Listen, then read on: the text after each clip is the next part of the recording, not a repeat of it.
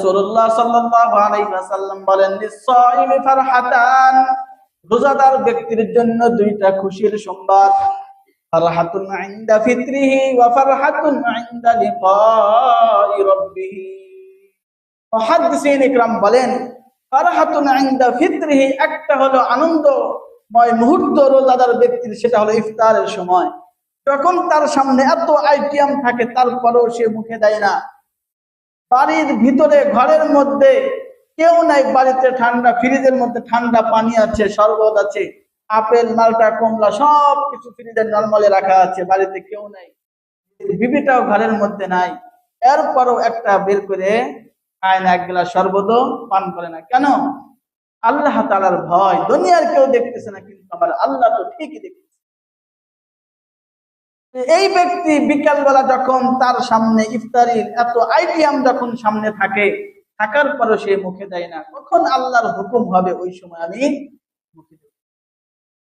এই যে একটা আনন্দময় মুহূর্ত, যারা ভোজদের রোজা রাখে না, ইফতারের আগ মুহূর্তে যে একটা আনন্দ, এটা কিন্তু তারা পায় না, তারা লজ্জা পায়। কখন আযান দিবে, কখন খাওয়া শুরু হবে।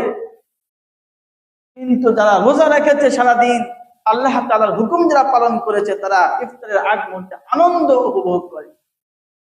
মুহাদ্দিসিন ইকরাম বলেন, আরেকটা ইনদা ফিতরিহির আরেকটা ব্যাখ্যা হলো, ঈদুল ফিতরের মধ্যে দাদা নাতি নাতনিদেরকে নিয়ে, নানা তার নাতি নাতনিদেরকে নিয়ে, ছোট ছোট বাচ্চাদেরকে নিয়ে ঈদগাহে যায়। একটা মাস আল্লাহ পাকের হুকুম পালন করেছে, কত আনন্দ, নতুন পোশাক পরিধান করে ছোট ছোট বাচ্চাদেরকে নিয়ে একে অপরের সাথে সমস্ত ভেদাভেদ ভুলে গিয়ে পরস্পর জোর মিল মহাব্বত নিয়ে তারা ঈদগাহে মাঠের দিকে রওনা হয়। একটা আনন্দময় মুহূর্ত, কারণ ওই দিন আল্লাহ পাক রব্বুল আলামিন সারা রমজানের প্রতিদান আল্লাহ পাক রব্বুল আলামিন ওই দিন দান করেন।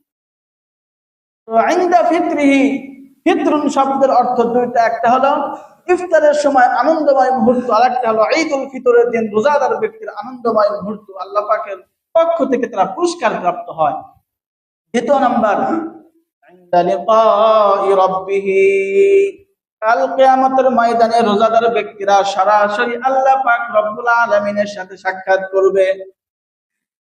ফারহাতুন ইনদা ফিতরিহি ওয়া ফারহাতুন ইনদা লিকাই রাব্বিহি, সরাসরি আল্লাহ পাকের সাথে সাক্ষাৎ করবে রোজাদার ব্যক্তিরা। এর চাইতে বড় খুশির খবর আর কি হতে পারে?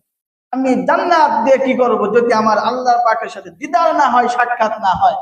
এইখানে রোজাদার ব্যক্তিদের সাথে আল্লাহ পাক সরাসরি জান্নাতে সাক্ষাৎ করবে।